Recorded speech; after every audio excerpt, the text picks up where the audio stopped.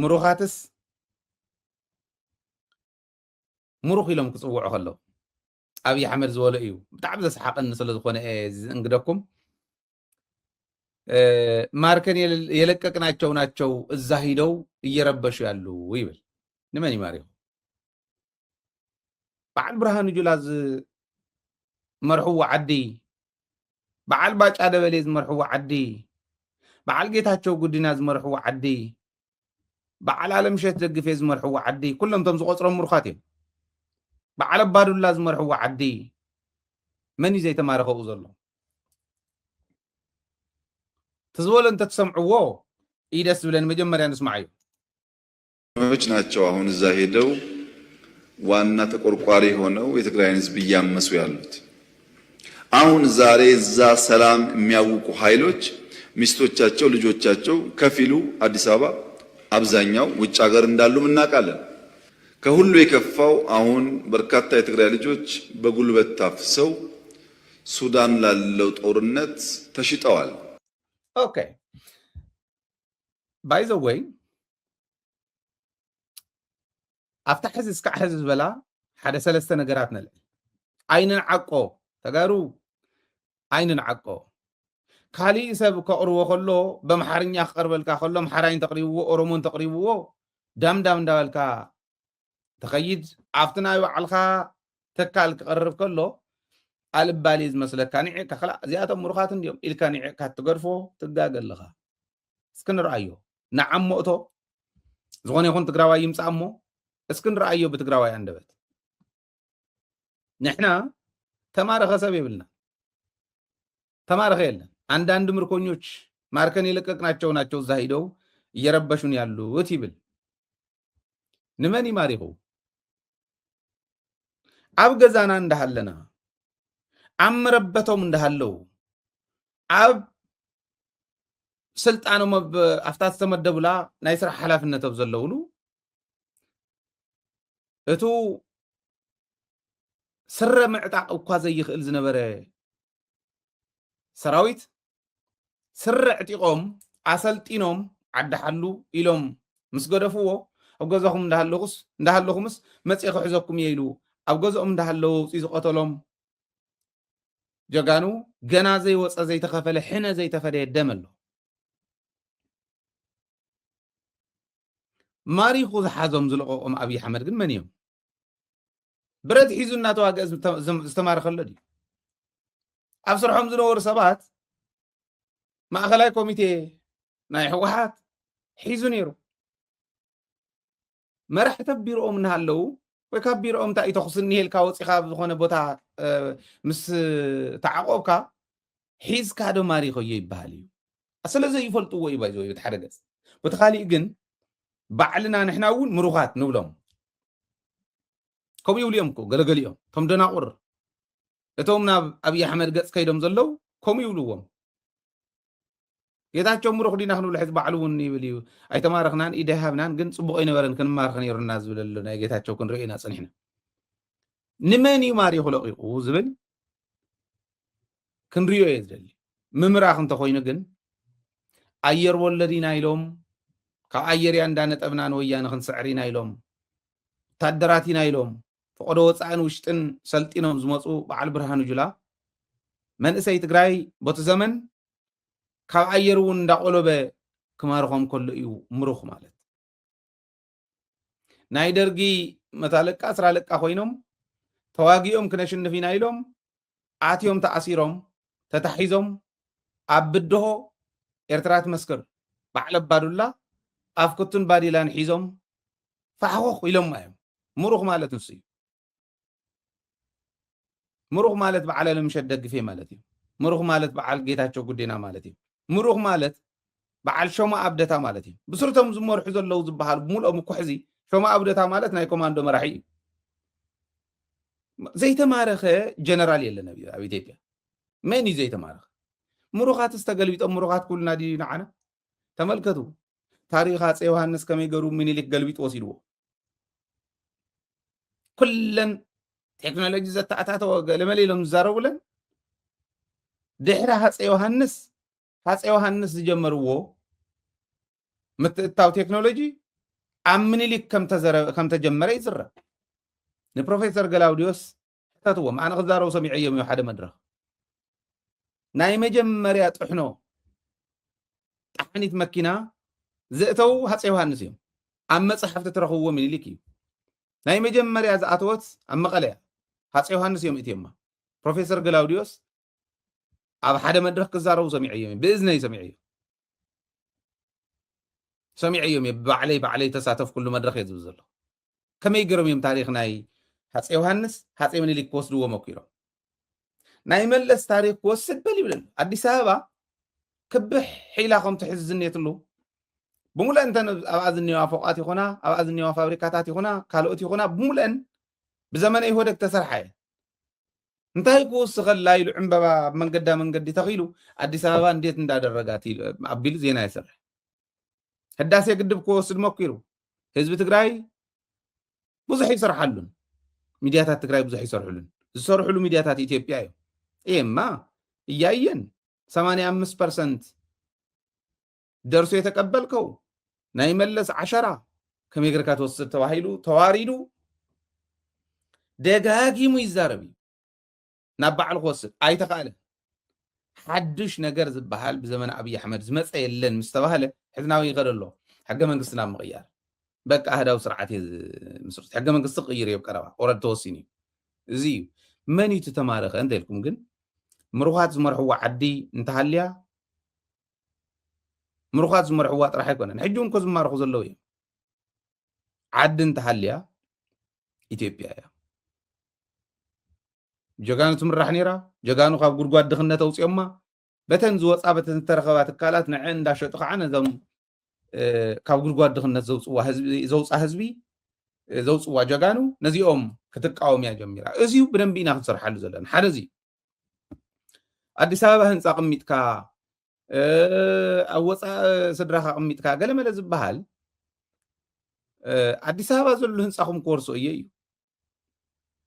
من مرعت مسبلك كنت كحلا زبها المثل الله من مسصنا حكا من مسصنحو يجهر انديو ويانا عوتن كراخو يخولن يبلي تمال سمعهم يخم ሻዕቢያና ወያኔ ከሱዳን ጋር ተባብረው ደርግን ጥለዋል አሁን እነዛ ተባብረን እንጥላለን የሚል ምኞት እዚያ ፍርሕያ ከም እንዳበለ ይሞጽና አብይ አህመድ በደንብ ጌርና ስለዝፈለጥናዮ ጸገም ይውሉን ምኞት ብቻ አይደለም ትወርዳታለህ ምንም ጥርጥር የለውም ሕዚ አነ እንታይ ሓስብ ነይረ አቱም ሰብ እትዝረግፍ ዘሎ ኢትዮጵያውን ከተሐሳስበና ኣለዎ تزرقف زلنا يبعلنا مسوعتنا نخوف لزلنا مننتنا نناصنتنا نخبرنا نلعلاوي مريتنا ان خوف له مسوعتنت كوينو بصورة ኢትዮጵያውን ይረግፍ እንዲ ዘሎ እስክና በሰላም እንዶ ወላ በመንገድና ንሐተት ነርና بصورة ሰው አይዝጉን ኮርደሎ ፍጹም ከምዚ ዝበለ ደንቆሮ ዓዲ ክመርሕ እሞ ጸግዕና ኮይኖ ጎረቤትና ኮይኑ عقام كم تصقعت قلقال ندان معنا خنبر كنفكر يبلنا كورد اللو زبلنا يمانم تقراوي طرح يكونن ناي بير سبات حساب خون علامه خون تلم خون ناي قدن كنسرح كنقلل ناي منيوت አይደለም ትወርዳታለህ ምን ወሎ እንኳን ሻዕቢያና ወያኔና ሱዳን ሌላም ቢጨመር በኢትዮጵያ ሉዓላዊነት ቅንጣት ታክል ስጋት የለም እኛ ስጋት የለብንም ኦኬ ስጋት የብልናን ይብለሎ ተንዓንተ ወይ ጀመርኩወን ሰለስተ ነገር ተዛሪቡ ዝወልኩወን ምን ረአት ሓንቲ አምሩኻት ዝበልዓት አምሩኻት ምሩኽ ዝመርሐ ዓዲ ስለ ምሩኽነት ክዛረበ ይኽእልን ምሩኽ የብልናን ንሕና ኸ ኣብ ገዞም እንዳሃለው ሒዙ ወሲዱስ ምሩኽ መዓዝ ገጢሙልካ ኣገሪኻ ህዝቢ ክተጥፍእ ዝመጻኻሉ ዝወፀ ወፂኡ ተብገዛ ዝነበረ ግን ኣብ ገዛ ዝነበረ ያ ማሪኸ ከም ዝበሃል ሳይንስ ናይ ምሩኽነት እውን የለን እሞ ኣይትደንቁሪ አዲስ አበባ ዝስርሕዎ ክንወርስ ወፃእ ዘለው ንፈልጥና ከምዚ ዝብል ከዓ ኣየኽይድን ፍጹም ኣየኽይድን ንባዕሉ መዓዝ ምስ ፀንሐ ንባዕሉ ክፀንሕ ክኽእል ኣለዎ ኮብ ስልጣን ክወስድ እንድሕር ኮይኑ ክወርስ እንድሕር ኮይኑ ኣብ ስልጣን ክፀንሕ ክኽእል ኣለዎ ንባዕሉ ሕዚ ናይ ብሓቂ ማንም ናይ ብሄር ብሄረሰብ ተቃላሳይ ኣብ ኢትዮጵያ ክጸንሕ የብሉን ዝወዲ እዙዩ ኣብ ስልጣን ክጸንሕ የብሉን ዝወዲ እዙዩ ዝብል ናይ ብሓቂ ዕላምኡ ገይሩ ክወስድ ክኽእል ኣለዎ ነዚ ምውዳብ እዩ ክውደብ ማለት ወዳብስ ሰኣነ እምበር ክውደብ ዘይደሊ ኢትዮጵያዊ ተቃላሳይ የለን ስለዚ ኣብዚ ብደንብ ክንሰርሕ ክንክእል ኣለና ዝብል ካልኣይ ንውሰድ እቲ ሳልሳይ ወፃእ ከይዶም ገለመለ ይብል ናይ ባዕሉ ኣበይ እኒዋ ደቁ ወፃእ ደይኮናን ዝመሃር ደቂ ኣብዪ ኣሕመድ ደቂ ሓደ ዘይረብሕ ናይ ጥንቆላ ሒዙ ተጠንቂሉለይ ነይሩ እንዳበለ ዓዲ ዘፍርስ ሰብ እኳ ወፃእ ከይደን ናይ ካልኦት ደቆም ክኸዱሉ ዘይኽእሉሉ ምክንያት እንታይ እዩ ጌታቸው እውን ይብል ደቀ ይውፃለይ ከምዚ በለለይ ይብሉ ይብል ጌታቸው ባዕሉ ደውፅ እኒሄ ኣበይ ድያ እኒሃ ጓሉ ሰበይትን ጓሉን ወፃእ እየን የብለይን ሓዳር እንዳበለ ነቲ ሓንቲ የውልድ ነቲ ሓንቲ ይብል እንሪኦ ጌታቸው ጓሉን ሰበይትን ወፃእ እየን ከም ዘሎ ናይ ድንቁርና መታለሊ ከታለልና ይኽእልን እዩ ብዋናነት ሕዚ ናፍቱ ሱዳንን ኤርትራን ትግራይን ቲፒኤልኤፍን ሻዕብያን ሱዳንን ኮይኖም ከሽንፉነ ይኽእሉን ዝብል ግደፎ ናይ ቲፒኤልኤፍን ናይ ሻዕብያን ሱዳንን እሞ ፋኖ ከሽንፈካ እዩ እዚኦም ግደፎም እዚኦም ማንትማን ብደንቢ ብስነ ስርዓት ክገጥሙልካ ዝኽእሉ ጥራሕተ ይኮነስ ናይቲ ማሊ ታሪኾም እውን ናይ ሕዚ ታሪኾም እውን ሕዚ ታዝሓለፈት ኩናት ታሪኾም እውን ኦረዲ ናይ ሰዓራይነት መንፈስ ጥራሕተ ይኮነ ተታሪኽ እውን እኒሄ ናይ ሕዚ ናይቲ ማሊ ኢና ንብለና ካብቲ ማሊ ናብሎ መዓንቲ ኣብ ሰማያት ኮይኑ ኦፕሬት ዝገብረሉ ድፋዕ ኣስተኻኺለ ይኮነ ተፈለየ ነገር የለን ቲፒኤልኤፍን ሻዕብያን ሱዳንን ግደፎም እሞ ፋኖ እኮ ምስዓር ዘይከኣለ ሰብ ኮዩ ፋኖ እኮ እዩ ዘገላትዑ ዘሎ ናይ ኢትዮጵያ ሰራዊት ኣሰሊፉ ክወስዶም ከሎ ሰፍላዕ ክብሉ ከለዉ እንደረኣይዎም ንፋኖ ክስዕር ዘይከኣለ ሰራዊት ንናይ ትግራይ ሰራዊት ንናይ ኤርትራ ሰራዊት ንናይ ሱዳን ሰራዊት ክስዕር ኢሉ ክዛረብ ከሎ ጭንቂ እዩ እቲ ወዲ ሓያ ብርግፀኝነት ንእሽታን ይደፍኡ ኣለዉ እንተተባሂሉ ደርጊ ሞራል ነይሩ ወይ ኦኬ መንግስቱ ሃይለማርያም ሞራል ነይሩ ወይ ሞራል የብሉን ቀሪቦም ካለው ቲፒኤልኤፍ ክበሃል ከሎ ወይ ተላዒሎም ኣለዉ ክበሃል ከሎ ወይ ሻንጥኡ ጠቕሊሉ ክጠፊ እዩ ወይ ከዓ ብጭንቀት ስትሮክ ዶ ካሊእ ዶ ሒዝዎ ተባሂሉ ሆስፒታል ክንረኽቦ ኢና ሰብ እዚ ማለት እዩ ኣይትጠራጠሩ ሰዎች ባረጀ ባፈጀ ስልት ድሮ በሰራ ስልት አሁን ለመጠቀም መሞከር ጠቃሚ አይደለም ምክንያቱም ያኔ ስልቱ የሰራው በሸበጥ ጮፈሬ የላስቲክ ጫማ መሄድ የፈለገ መቅመል የፈለገ መራብ የፈለገ ቢገባውም ባይገባውም ወስቶ የተከተለ ኃይል ነበረ አሁን ግን 22 እና መገናኛ ህንፃ አስቀምጠህ እዛ በመቀመጥ አይሆንም ማለት ነው ሕዝተን ህንፃን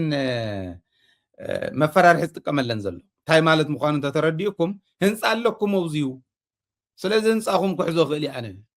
ክወርሶ ክእል 22 እና መገናኛ ህንፃ ቅሚጥኩም ኣለኹም ህንፃኹም ክወርሶ እየ እንድያ ስለዚ ህንፃኹም ከይውረሰኩም ጀነራላት ትግራይ ግደፉ ኣነ ዝበልኩኹም በሉ እያ ንሱ ሲያምር ይቀራል ይበልዎ ከምኡውን ከም ዝብልዎ ኣይጠራጠርን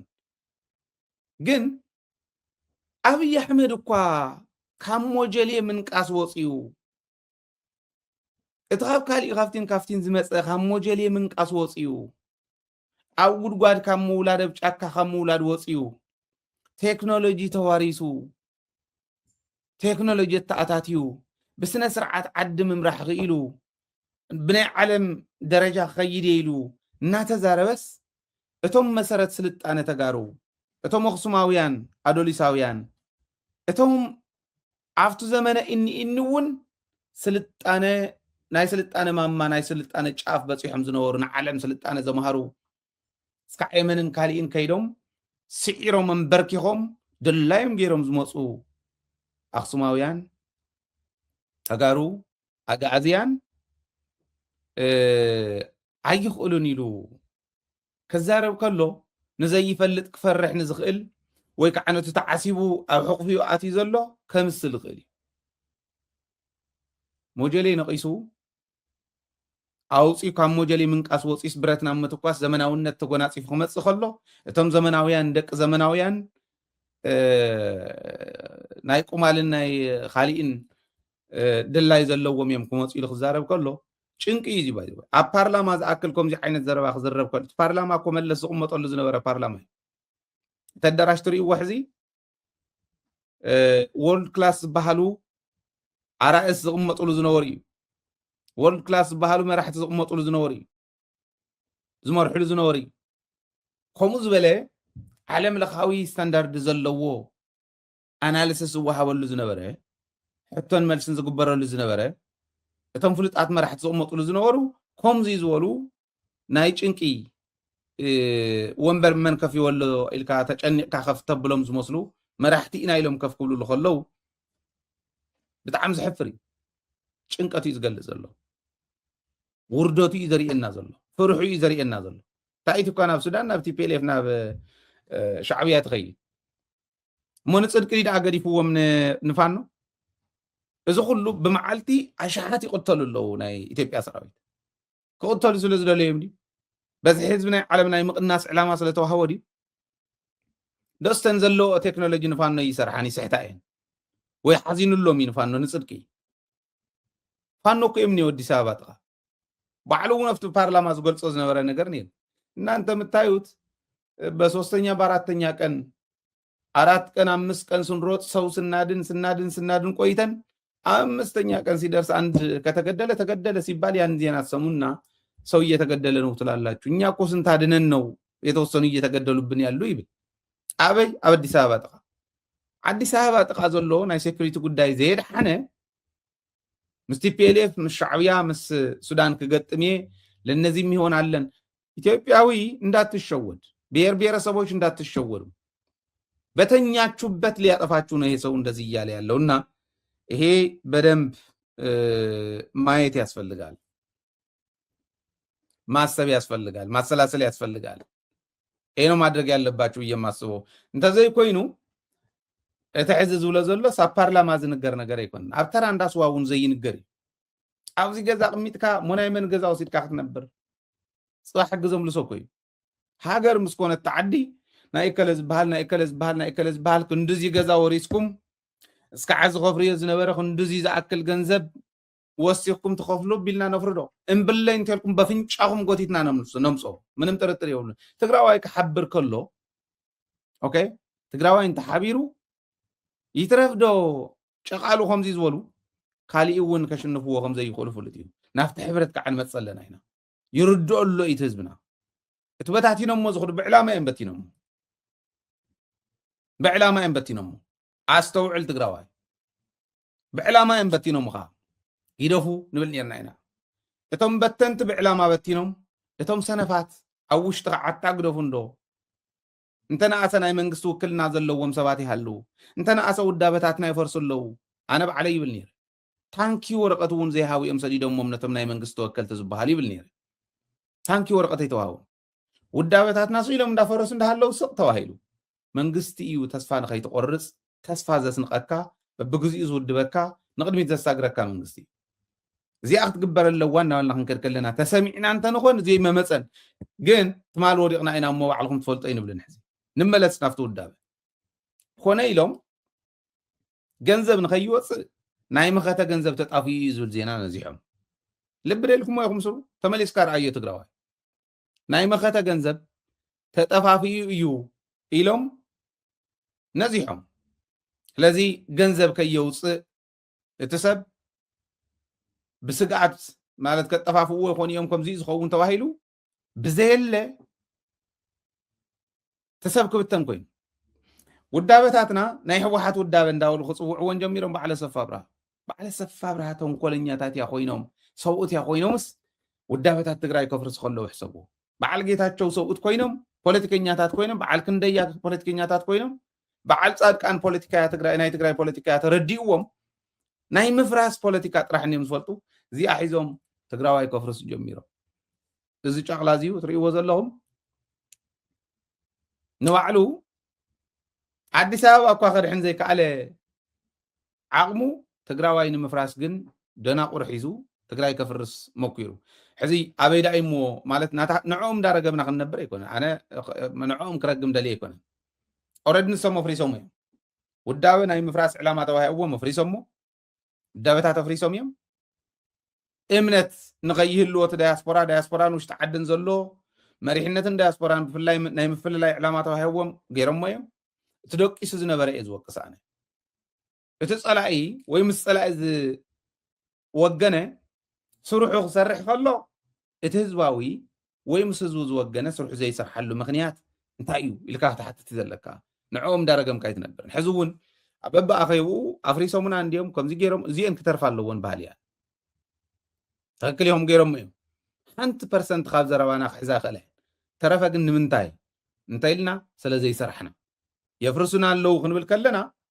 አንታጊደፉ ክንብል ከለና ወፅዮም ቶም መሪሕነት ክዛረቡ ስለዘይከኣሉ ጉዳይ ክእንደብዎ ስለዘይከኣሉ ሕቶ ህዝቢ ክምልሱ ስለዘይከኣሉ ዝብሉ ክመፁና እዮም እዚኣቶም ክትገብሩ እዩ ዝግባአኩም ማለት እዩ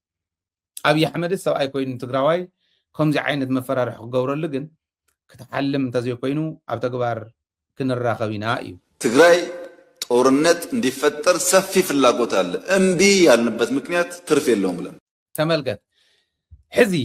ሕዚ ኣነ ብዛረበሉ እዋን ኣብ ብርገለ ተፋጠጠሉ ኣብ ብርገለ ሒዞሞ እዮም ናይ ኣገው ሰራዊት ኣብ ፃግብጅ ተፋጠጠሉ ብራያ ተፋጠጠሉ ብቆቦ ብዓፋር ተፋጠጥኒ ምዕራብ ትግራይ ከኣትዮም ተባሂሉ የማነ ፀጋም መምልላስ ግደፍዎ እዚ እኒሄ ኣብ ትግራይ ናይ ጦርነት ድልየት ኣሎ ይብሉ ሰላም ከመይ ጌርካ እንተፀዊዕካ ኢኻ ሰላም ምዃና ትፈልጣ መንግስቲ ትግራይ ንሰላም ዘይፀዋዓሉን ንሰላም ክባር መስዋዕትነት ዘይከፈለሉን ግዜ የለን ሳላ ጀጋኑ ሰራዊት ትግራይ ሳላ ጀጋኑ ኢንተሊጀንስ ትግራይ ወታደራዊ ኢንተሊጀንስ ብፍላይ ምንቅስቃሶም ስለ ዝፈልጥዎም ካበይ ናበይ ተንቀሳቀሱ ዝብል መዓልታዊ ባይዘ ወይ ክምስገኑ ዝግብኦም እስካዕ ሕዚ ክሬዲት ዘይተዋሃቦም ብማንም ዘልፋፍ ወዲ ዘልፋፍ እናተፀለሙ ዝውዕሉ ወታደራዊ ኢንተሊጀንስ እዩ ወታደራዊ ኢንተሊጀንስ ትግራይ ካብ ፖይንት ኤ ናብ ፖይንት ቢ ክንቀሳቀስ ከሎ ሰራዊት ኢትዮጵያ እንተዘይፈልጦ እተን ዝጅምረን ኣፍቲኣን ዝጅምረን ዘሎ ተኽስታት ኢምፓክት ሕዲረን ክደፍኣና ነይረን እየን ዋጋ ከኽፍላና ነይረን እየን ክድነቁ ኣለዎ ካብኡን ላዕሊ ካብቲ ዝሰርሕዎ ዘለውን ላዕሊ ከዓ ክሰርሑ ክእሉ ኣለዎ ኦኬ ብሲቪል ኮነ ብወታደራዊ ናይ ኢንተሊጀንስ ከይዲ ዝኸዱ ዘለው ኣድናቆት ክህብ ስለ ዝደለኹ እዩ ብዋናነት ግን ኩናት ዝጅምር ዘሎ እኮ ባዕሉ እዩ በሉ እንደጀምሩ በዚ ይብል ንምንታይ መሲልኩም ተን ዝጅምረን ዘለዎ ከብል ዓላይ ካብ ሰቆጣ እስካብ ዓፋር እያ ዙርያ ንምንታይ ናይ ጻድቃን ምኽሪ እየን ንምንታይ ተልኩም ንምዕራብ ትግራይ ከይንኸይድ ጻድቃን እኮ ነፈዝ ምዃኑ ወታደራዊ ክእለቱ ዜሮ ምዃኑ ከምቱ ዮሃንስ ገብረ መስቀል ዝገልጾ ዝነበረ እንታይ ዝበሎ ተራ ሻለቃ ተራ ደንቆሮ ሻለቃ ድዩ ዝበሎ ደንቆሮ ሻለቃ ክሰርሖ ዘይኽእል ስሕተት ሰሪሑ እዩ ዝብሎ ዮሃንስ ገብረ መስቀል ክገልጾ ከሎን ጻድቃን ተራ ደንቆሮ ሻለቃ ክሰርሖ ዘይኽእል ስሕተት ዝሰርሕ ጻድቃን ናይ ብሓቂ ዜሮ ምዃኑ ትፈልጥዎ ካብ ሰቆጣ እስካብ ዓፋር እንተሒዝናዮም ሰይኸዱን ይብል ካብኡ ጀምሩ ሕዚ እንዳበለ ብዓፋር እውን ያው ትንኮሳ ዝነበረ ሪኢኹም ኢኹም መፅኦም እዮም 2-3 ግዜ ቶም ናይ ባዕልና ዓያሹ ቶም ናይ ባዕልና ሸፋቱ 2-3 ግዜ መፅኦም 2-3 ግዜ ረጊፎም ከይዶም እዮም ረጊፎም ተረፍ መረፍ ኦልሬዲ ኣምሊጦም ማለት እዩ ብፃግብጂ እውን ዝኣተው ምስኣቶም ዝኣተው ሰም እዮም በብርገለ እውን ዝኣተው ሰም እዮም ጅግና ናይ ኣገው ሰራዊት ሓመድ ኣፍንጮም ኣውፅዎም እዩ በዚ ዝገብር ዘሎ ሕዚ ናይ ጻድቃን ምኽሪ ሰሚዑ ንምዕራብ ትግራይ ከይኣቱን ጸለምቲ ከይኣቱ ትግራይ ግን ኣብ ቀረባ እዋን ክትሓዛ የንሰን ተኛዙ እና ሄደ ጾሮና ላይ ሄደ ማንም በሚሊተሪ ዓለም ውስጥ ማንም ደንቆሮ ሻለቃ የማያደርገውን ስህተት ሰራ ደንቆሮ ሻለቃ የማያደርገውን ስህተት ሰራ እዩ ካብ ደንቆሮ ሻለቃ ንታሕቲ ዝኾነ ወራዳ ሰብኣይ ኣማኺሩ እዩ እዚ ዝገብር ዘሎ ማለት እዩ ኦኬ እዚአን ሒዚ እዩ ኣብይ ኣሕመድ ዝምክሓልና ዘሎ ክብለኩም ደልየ እና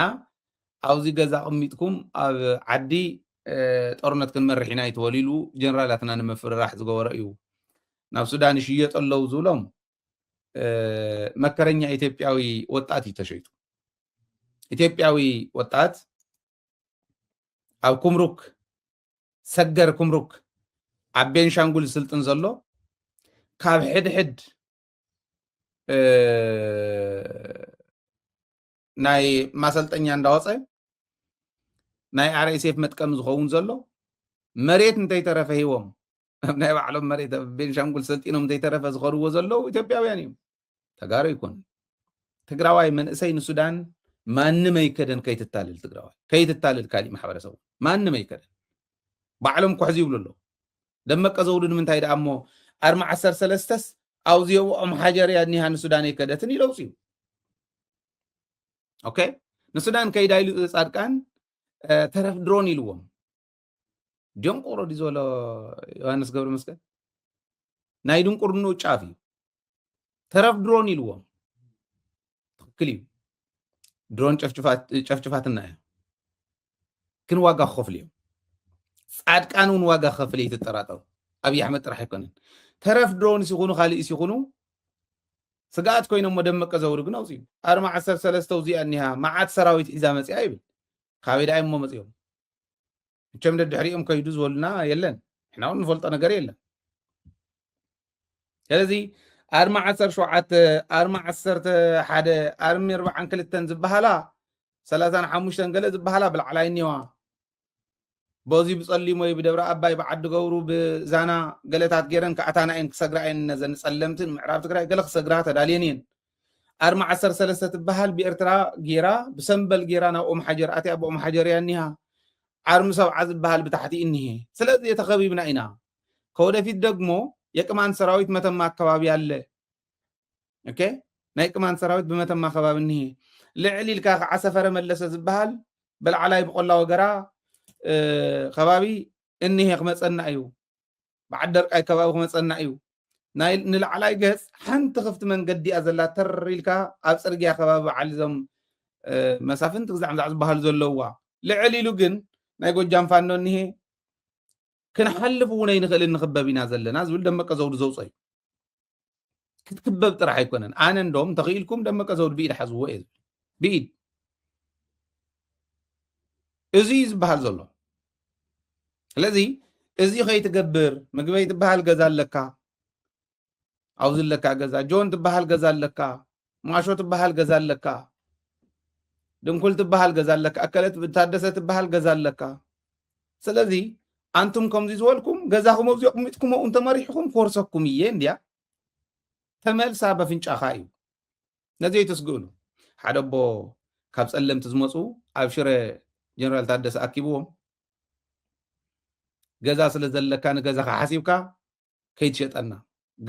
ገዛኻ ከብሕቢልና ክንሰርሓልካ ኢና በዓልና ይብል ነይሩ ግን ናብኡ ይንኸድን ሕግዞም ልሶ እዩ ገዛኹም ምስ ወለዱ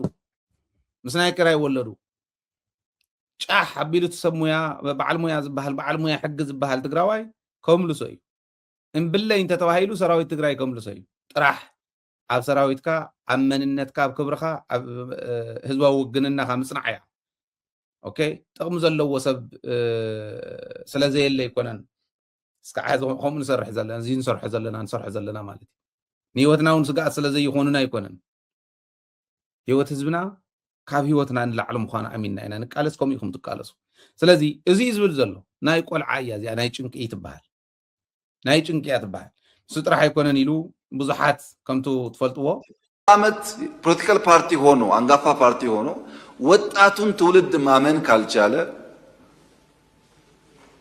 ተመልከቱ እዚኣ ሕዚ ዘረባ ድያ ኣረግቶት ድዮም እቶም ናይ TPLF 95% ናይ TPLF እናቆፀርኩ ነይረ ናይ TPLF ማእኸላይ ኮሚቴ 95% መንእሰይ ጥራሕ ኣይኮነን ምሁር እዩ ዓዊና ዘሎ ምሁር ይኹን ገባር ይኹን እታ ዕላማ ነፂርካ ምቅላስ ካዕ መወዳእታ ኢትዮጵያ ትበሃል ንሓደን ንመጨረሻን ግዜ ምግልጋል የኣብያትና ንጹር ዕላማ መሓዝ የኣብያትና ነይራ እምበር ምሁር ናይ ምእታው መንእሰይ ናይ ምእታውማ ኣብ እትያ እኮ እንደም ኣይንእመንን ዝበሉስ እቶም ምሁራኒና ባህልቲ ፕሮፌሰር ኮይ ክንደያ ገብረዮ ባንዳ ፕሮፌሰር ፍሪና ጌታቸው ኮ መንእሰየ ምሁርየ ሊአት እዩ በዓል ዛዲግ አብርሃ ኮ ኮሚሎም ይማት እዮም በዓል ከሪያ ኮ መንእሰይ ተባሂሎም ይማት እዮም በዓል ብርሃነ ገብረ ኢየሱስ በዓል ነጋ ኮም ተባሂሎም ይማት እዮም በዓል ሓጎስ ጎደፋይ ኮም ተባሂሎም ይማት እዮም ኩሎም እዚኦም ወንጀል ሰሪሖም መብልዕል ህዝብ ትግራይ እዮም ከይኖም መብልዕል ቲፒኤልኤፍ ከይመስለኩም ቲፒኤልኤፍ ገንዘብን ስልጣንን ኣብትወሉ መፅዮም ገንዘብን ስልጣንን ኣይኮነን መስሪትዋ ቲፒኤልኤፍ ህዝባዊ ዕላማ እዩ መስሪትዋ ህዝባዊ ዕላማ ናይ ቲፒኤልኤፍ ዘይፈለጡ ዕላማ ቲፒኤልኤፍ ንድሕሪት ገዲፎም ናብ ጥቕሚ ምስዳድ ዝኣተው ግለሰባት ገሊፍዎም እቲ ሲስተም ባዕሉ ባይዘወይ ህዝቢ ገሊፍዎም ሲስተም ጥራሕ ከይመስለኩም ህዝቢ ቲፒኤልኤፍ አልዕሉና ወክልናኩም አልዕሉ ካብ ሰብኣይ ዚሉ ህዝቢ ክጠርዕ ከለ ይፈልጡን ህወሓት ውክልኑ ቀጥፍ የልዕለልና ጌታቸው ረዳ ብህፁፅ ካብ ውክልና አውርዱና ይቕንየለን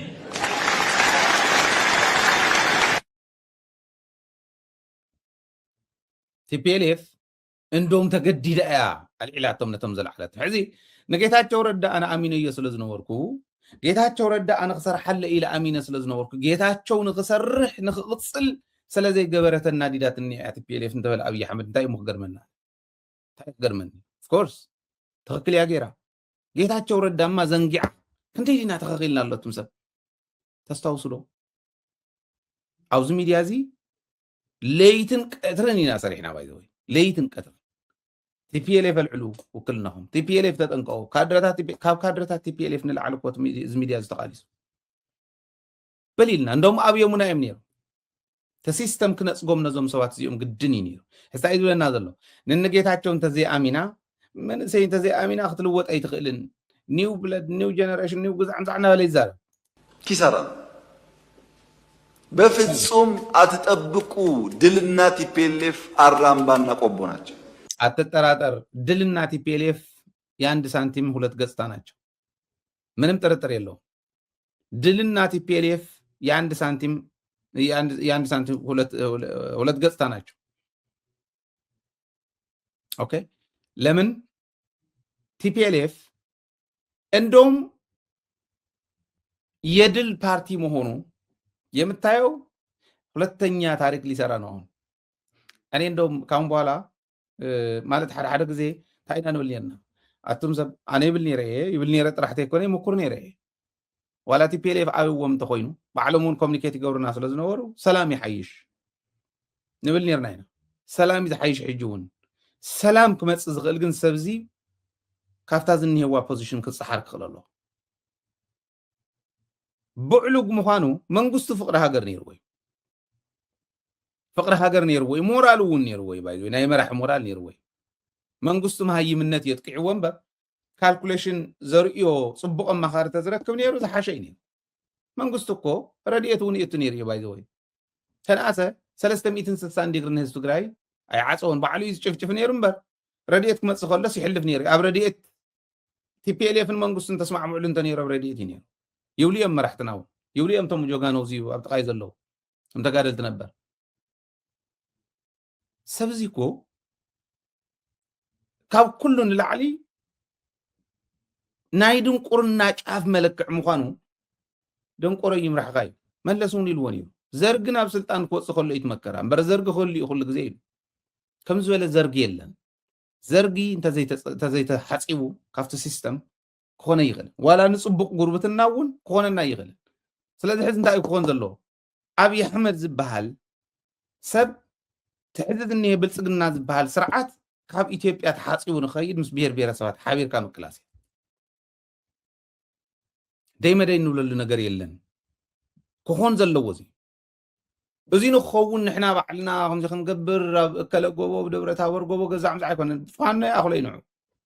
ቦቲ እውን ኦላ ይኣክል እዩ ቦቲ እውን ኦጋዴን ይኣክል እዩ ቦቲ እውን ዓፋር ይኣክል እዩ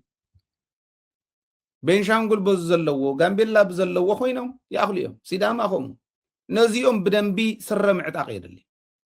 ስረ ምዕጣቕ የድሊ ወያነ ርእሶ ክቕንዕ ከሎ ርእሶም ዘቕንዑ ብሄር ብሄረሰባት እዮም እዚኦም ብተግባር እንዳረኣናዮም መፂና ኢና أوزي أسرح زلوا يعني كم يقرنا إنا نسرح قانقا ما أقل زجبرة بزحت قانقاتات diversified بزخون ملكعو ملقت من محلة زي أتقرنيا نتجاريا أمهارينيا حلف الله إنجليزيا حلف الله ولايتينيا سيدامينيا أورومينيا كالوت كحلف كل الله إنجليزيا عربيا نعلم كحلف كل الله أبي كابيتالايز نكبر أميديانا نلع الله بدنبي TPLF بمواقع غير ديكودن صبو فزي كود بميديا غيرو كلا على زخل هزبون أخلي نبعلم نناصنتهم رؤوس زقنع TPLF مهلاو رؤوس زقنع ويانا مهلاوا رؤوسهم نخوق عن بير بيرسب قبرهم إذا بدنا بخن عمنا لكم قلنا لنا هنسرح لنا إذا عرق تواهيل زخنا نجار أنت تقبلون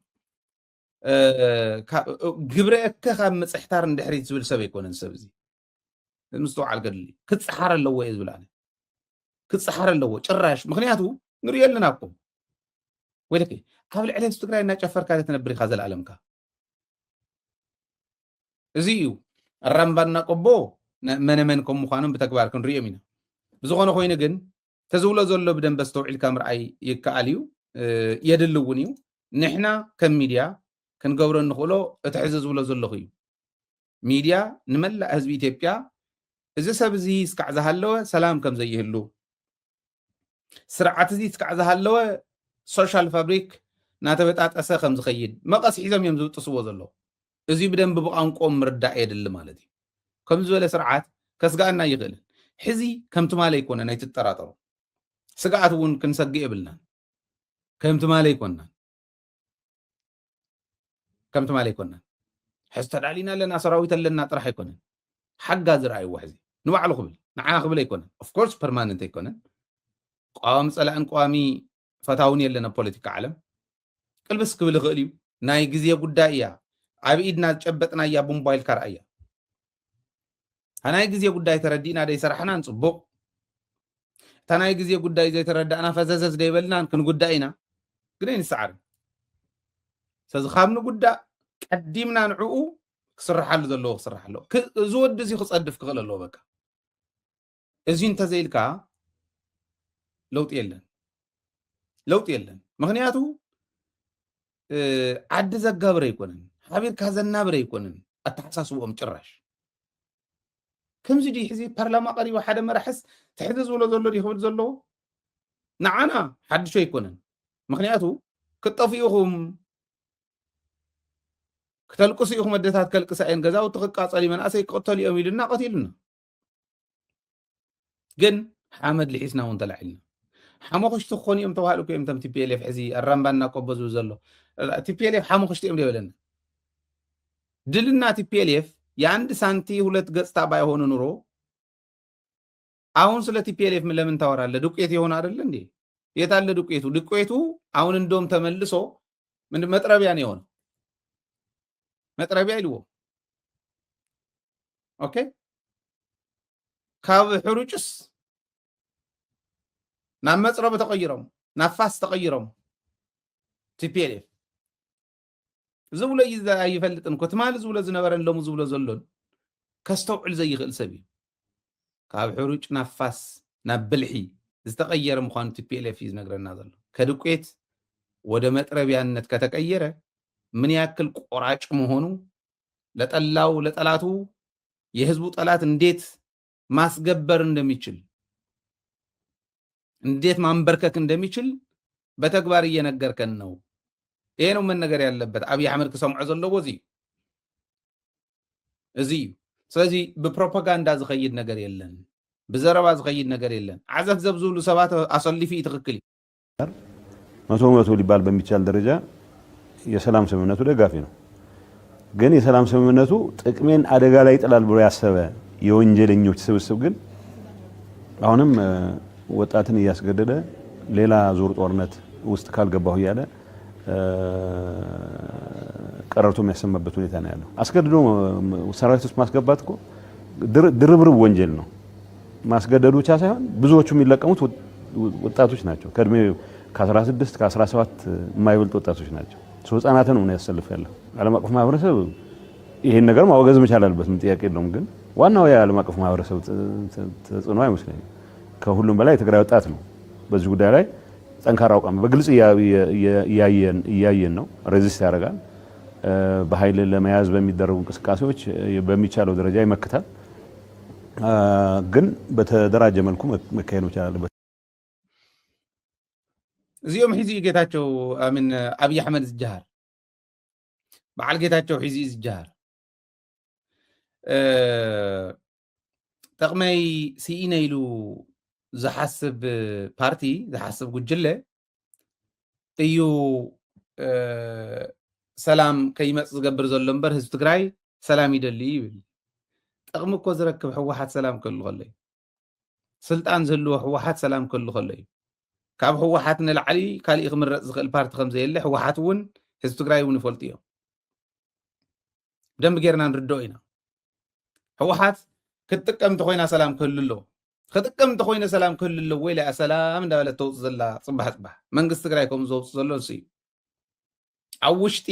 ልኡኻት ነይሮም ዶ የለውን ኣይነበሩን። ኩልና ብደንቢ ማለት በብወገንና ክንዘራረበሉ ንኽእል ኢና። ልኡኻት ኣለዉ ዶ የለውን ዝብል ክንሪኦ ንኽእል ኢና። ነገር ግን ንጌታቸው ሒዝካስ ቁም ነገር ክስራሕ ድዩ? ንጌታቸው ኣሚንካስ ቁም ነገር ክስራሕ ድዩ? ንጌታቸው ዝሰርሕዎ ፕሮፓጋንዳስ ዓለም ከታልሉ ድዩ? ዓለም እኮ ወረዲ ፈሊጣቶ እያ። ግን ከዓ ክስርሓሉ ክእል ኣለዎ። ንጌታቸው እየታልሉን እየደናግሩን ኢለ ኣይኮነን ከምኡ ዝብል ዘለኹ። ግን ቁም ነገር የብሉን። ሓደ ሰብ ሓንቲ ፅሕፍቲ ፅሒፉ ሓቀም መሬት ዘላ እንታ ፅሕፍቲ ነገናዚቡ ንዝኸድ ሰብ ንኸረድእ ቀሊል እዩ። ሰላም ደላይ ሓይሊ እንተሃልዩ ቲፒኤልኤፍ እዩ። ኣጋጣሚ ኮይኑ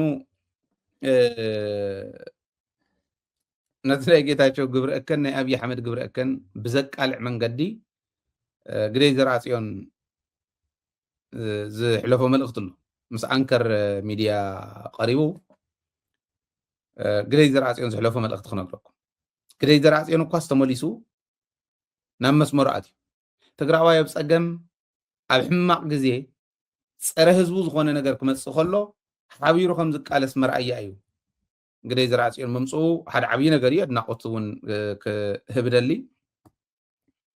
እንታይ እዩ ዝብል ፕሪቶርያ ዝተበላሸወ ካብ መጀመሪኡ እዩ እንዳሓበርና መፂና ኢና ንሕና እዩ ዝብል። ሕወሓት ሕቶ ኣብዪ ኣሕመድ ተቐቢሉ ዘይምትግባሩ እዩ ትፀገም ኣምፅዎ ይብል። እዚ ከዓ ክገብር ደነይርዎ ኣይኮነን ምርኣይ ይከኣል እዩ። ታዋና ኣብዪ ኣሕመድ ዝደልያ ግን ኣነ ዝደለኽዎ ግበሩለይ ስለ ዝኾነ ፕሪቶርያ ዝፀሓፎ ፕሪቶርያ ዝተባሃለ ፈፅሙ እንተይኮነስ ኣነ ዝደልዮ ነገር ግበሩለይ እዩ ናይ ኣብዪ ኣሕመድ ሕቶ ይብል። ኣብዪ ድሕሪ ስምምዕ ፕሪቶርያ ንሕወሓት ናብ ኩናት ክእትዎ ይደሊ ነይሩ ይብል። ናብ ኩናት ክእትዎ ይደሊ ነይሩ። ንፋኖ ዋቁዕን እውን ኢሉ ንሻዕብያ ዋቁዕን እውን ኢሉ። ሕወሓት ግን እምብለ ኢሉ ጥራሕ እንተይኮነስ ፅምዶ ፈጢሩ ምስ ሻዕብያ ሰላም ፈጢሩ ምኻዱ ንኣብዪ ኣሕመድ ናብቲ ሕዚ ኣትይዎ ዝኒሄ እትይዎ ናይ ሕወሓት ኣካይዳ ኩናት ዘትርፍ ኣካይዳ እዩ ይብል። እዚ ሰላም ዝደሊ መን ምዃኑ ብተግባር ይነግረካ ኣሎ። ናይ ሕወሓት ኣካይዳ ኩናት ዘትርፍ ኣካይዳ እዩ። እዚ ግደይ ዘርኣፅዮን እዩ ዝብሎ ዘሎ። ሻዕብያ እንኳዕ ዓተወ ኣብዪ እንኳዕ ዓተወ እንኳዕ ደከሮም ንሻዕብያ ንሕወሓት ዝብል ዝነበረ እዩ። ሻዕብያ ክኣት ኣለዎ ዝብል ዝነበረ እዩ። ሕዚ ተረዲእዎ ኣሎ። ናይ ሕወሓት ኣካይዳ ኩናት ዘትርፍ ኣካይዳ ይብል። ዓርሱ ብዕጥ ቀደላዲሉ ምስ ኤርትራ እውን ጥምረት ፈጢሩ ሰላም ፈጢሩ ኩናት ከይመፅእ እዩ ዝከላኸል ዘሎ ሕወሓት ይብል። ሕወሓት ዝፀላእኻዮ ፓርቲ ስለ ዝኾነ ወይ ስለ ዝፀላእኻዮ እተጥፍኦ ፓርቲ ኣይኮነን። ፀላእኻዮ ስለ ዝኾነ እተጥፍኦ ወይ ከዓ ስለ ዝፀላእኻዮ እተጥፍኦ ፓርቲ ኣይኮነን ሕወሓት። ስለዚ ኩናት ደፊኡ እንተመፅዩ ህዝቢ ትግራይ ኣብ ጎኒ ሕወሓት ክስለፍ ኣለዎ ይብል። ኩናት ደፊኡ እንተመፅዩ ህዝቢ ትግራይ ኣብ ጎኒ ሕወሓት ክስለፍ ኣለዎ ይብል ግደይ ዘርኣፅዮን። ከመይ ብየማናይ መንገዲ ተላዒሉ ካብቲ ዝነበሮ ናይ ተቃውሞ ኢሉ ናይ ዓሻ ተቃውሞ ናብዚ ደረጃ እዚ ናብቲ ግደይ ዘርኣፅዮን ኢልና ቅድሚ ሕዚ እውን ንኣምኖ እንፈልጦ ንሓስቦ ዝነበርና ተግባር እኳ ይንፈልጦን ኣይም ብኣካል ይንፈልጦን ግን ከምኡ ንሓስብ ነርና። ኣነ እንተይተወለድኩ ዝወፀ ሰብ እዩ 1977 በረኣያ ተፈላለዩ زوص أسبي أفتقالسس نحن أنت يتولدنا الصنحة أنت يتولدنا ون كافتقالس وص إذا خداي نجرجن قدي زرعين حز تمليسو كافت زنورنا يتقاومو من قدي تمليسو حزب تجراي كوينات دفي أنت مسي أو جن هو حد كسلف كل الله هو حد كعا عرصو الدلاديلو بتور مسارح يكون بنايت أورنت مدلاو يكون كله تدالي كوينات كترف كدالو خل الله وموالو قدي نايب على جيتاتشو عزفزف قم نجر البام خانو تري ووزي تلوخ أبي أحمد نغبدهم يا سركه بستزول عوا أب بلانيت هوتيل زدك سلان ستيلان اتاز بلا زول انت زيلو جيتاتشو كنبر يخلن حدا محفر زولو طعمي يسوون كقمقم زلو وتملكت هذا سو كلهم ችግር مسمار ይመስሏል ነው ጠበንጃ መነቅነቅ ብቻ መፍትሄ ነው ብሎ የሚያስብ መሞት ውስጥ የሌለበት ተማሪዎች ፈተና ማትሪክ ፈተና መውሰድ በሚገባቸው ሰዓት የራሴን ፈተና አወጣለሁ የሚል ድንቁርና እብሪት ተሰማላቸው የራስ ፈተና ወዴት ለመውሰድ ምክንያቱም የኤርትራ መንግስት ለ30 ዓመት ያደረገውን የቀሰመውን ልምድ እነዚህ ሰዎች ባጭር ጊዜ ወስደው ሁሉንም ሰብስበው በአንድ ቦታ ምናልባት አንድ ሚሊተሪ ካምፕስ የማስገባት ፍላጎት ኖራቸው የሚሰዋው ልጆቻቸውን አይሰውም የሚለው ቀልድ እንዳይመስላችሁ ሁሉም አሁን የተጣላን መስሎ ሁሉ የልጆችን ጉዳይ ጨርስልኝ ነው የሚለው የቪዛ ጉዳይ ጨርስልኝ ልጆቹ እንዲሄዱለት ይፈልጋል ስማቸውን የማያውቃቸው የደሃ ልጆች ግን እንደ ለሞት የታጩ ናቸው መሞት ውስጥ የሌለበት ይብል አረ ጌታቸው ከመገር ካንተ ረዲ ኻየ ይሰብ ክኸውን ዝኽእል ዝብል ጨንቀኒ ዓለም ገብረዋህድ አፍት ገምጋም ክገማገሙ ከለውስ ጌታቸው ካልአይ ጥሒንካውን መራሕ ክትገብሮ ይትኽእልን ትሕዘለው ጌታቸው ግደፍዎሞ ጥሒንካ መራሕ ክኸውን ካብ ዘይኽእል ሰብ ጌታቸው ይልዎ ዓለም ከምኡ ገይሩ حلف تقاليسو نزوم حماقات صرغرغ مسبلهم اذا كله تقاليسو نعو وندا زي شو مندهاو خصلمو ومكيرهم طعمي حماق دس زي بلكا كايدا ابوش تي بي ال اف زلو زي امبر على عالم ننايب على باي زنبره ጉጅለውን صرارغم بسند موغيت صرارغم نسي اي تمناي قدمون تمناي حزبون زقاومو كالي تاريخ يولن عالم بقعات زمغوت سلا زخونه بقع مرح سلا زخونه anyway كم تزولكو ويلو انت يترفيو كمانم نلعلي كافتم لانغا خوينوم ነገራት الشرور እንዳወሉ خلت عامت ملؤ بጌታቸው زحسوينا احنا كوا بميديا كندو تقاليسنا يوم حزبنا ودبنا تقاليسنا يوم كندو زاكل نكون غداء زغبرنا حماقات كاباتهم تدميرهم كند عالم يكون تدميرهم كند عالم يكون بتغوار سلا تقالست سبي سلا تفلطوا بعلكم تطعينو سب كون زي يخل مخان ጌታቸው تفلطوهم حزس عموت يلون يلو نጌታቸው ከድሕኑ እኮ ተሰውኡ እኮ እም ባዕለሞትም ሰ بعلى بربقع اكو جنرالات يمتم سا جنرالات اكو نجيتاچو كدحنو بايزوي او ينيرو نسو ساتم كسو خلو يبلو نعو كدحنو تسووكو امتم جنرالات نعو كدحنو تسووكو لنيلات كله نحد انسسا قرتا حد ጊዜ يدلي بصورة تصرف ازيس جنبارو خاب زغفحو بعراي كم يقر كاتفولي انسسا ايزي كبرنا يتم نعو إلهم تسوء سوات وقاس كيف قال دك صبحات ود صبحات نقال يكون تسوء كافتم راح تحو واحد زبهالو زنبرو نعو واحد ون صبحات إلهم بالوان ديو ود صبحات نقال كو تسوي انت يقبل دليو بعل دنكل كون ጌታቸው ከድሕን እዮም ተወቂዕ ብናይ ክላሽን ርሕቀት ተወቂዕ ድንኩል ይብል ጀነራል እንሳ ጀነራላት ተሰዊኦም ኮሎኔላት ተሰዊኦም ንሓደ ከፍቲ ከድሕኑ አዲስ አበባ ከይዱስ መስዋዕትነቶም አሞት የለውን ይብል በዓል ሲም መስፍን በዓል ባይ ፀሐይ እኮ ተሰዊኦም እንስሳ ምዃኑ ሰብዚዩ በርግጽ ተሰብ እንዳፈለጦ መጽዩ አነ ማለት አብዚው በደንቢ አይኸፋአነን አብዝድና ቆተለን ተሰብና በደንብ እንዳፈለጦ መጽዩ ዋላ ተወዲ ክትሪዎ ከለኹም ተሎ አካላቱ ናተቀየረ ይመጽዩ ሓደ ዓመት ይአሪጉ ኣብ ሓደ ዓመት ይአሪጉ ተሰብ ጸሊእዎ በቃ ክሪኦውን ጸሊእዎ ሕዝቡን ናይ እንስሳነት ይሰርሕ ዘሎ ኤርትራ ይብል ታ ኤርትራ ከመይ ከም ዘድንቃይና ንዕዘብ ዘለና ናይ ኤርትራ ዝወሰደ ሰብ የለን ተጋሩ ኢና ንሕና እኮ ናይ ባዕልና ክነውፅና ናይ ዩኒቨርስቲ መመዘኒ ኢሎም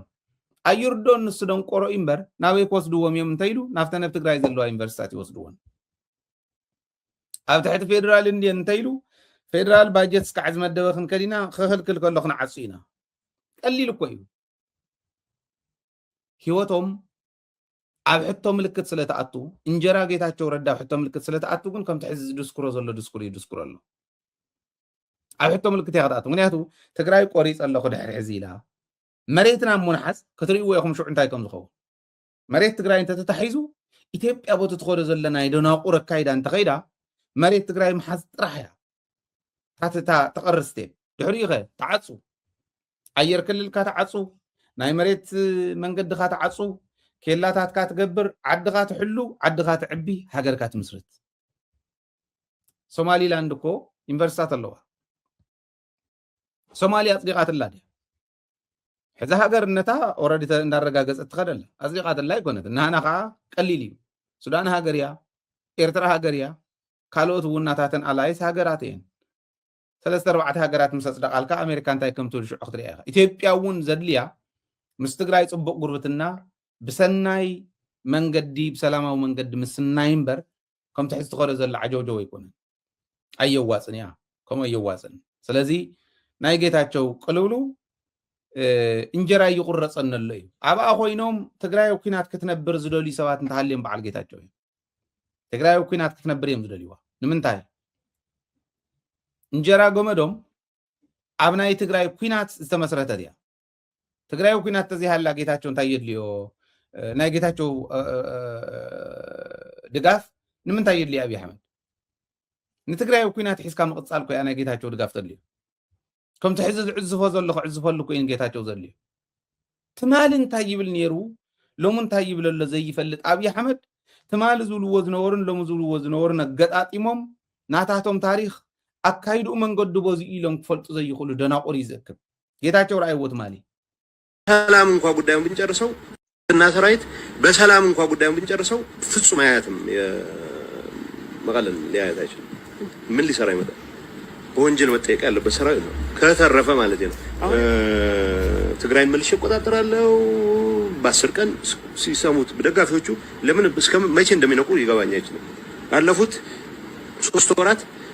በ10 ደቂቃ እንይዘዋለን በ10 ቀን እንይዘዋለን በ10 ሳምቲንግ እንይዘዋለን የሆነ ሰዓት ላይ ነገ ከነገ ወዲያ ሁኔታዎችን እንደገና አሁን የጀመራችን እንቅስቃሴዎች ማክሸፋችን አይቀርም ምንም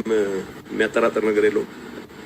እሱ በኋላ ከ10 ወር በኋላ ብሉ ቀጠሮ ምን ሊይዝ ይችላል እንደገና ከ10 ዓመት በኋላ ቀጠሮ ሊይዝ ይችላል ለኛ እዚህ ጨዋታ ውስጥ ጦርነት ውስጥ የገባ ነው ለአድቬንቸር አይደለም እዚህ ጦርነት ውስጥ የገባ ነው የኢላማ ምንድነው የተኩስ ልምምድ ሱስ ስላለብን አይደለም መተኮስ መቻላችን ለትግራይ ህዝብ ሁሉና ሲባል ነው ለትግራይ ህዝብ ቀጣይ ማንነቱ ማረጋገጥ አስፈላጊ ሆኖ ስላገኘ ነው ስለሱን ማድረግ እንቀጥልበታለን ያው ቀረርቶ ቀጥሏል ለዚህ ቀረርቶ የሚመጥን ምላሽ እየሰጠን እንቀጥላለን ወታደራዊ መስኩ ሰርፕራይዝ ለማድረግ የሚያስችል አቅም ከየት ነው የሚመጣው the best commando units ሁሉም አይነት ስልጠና ሁሉም አይነት ልምድ ያላቸው ኃይሎችን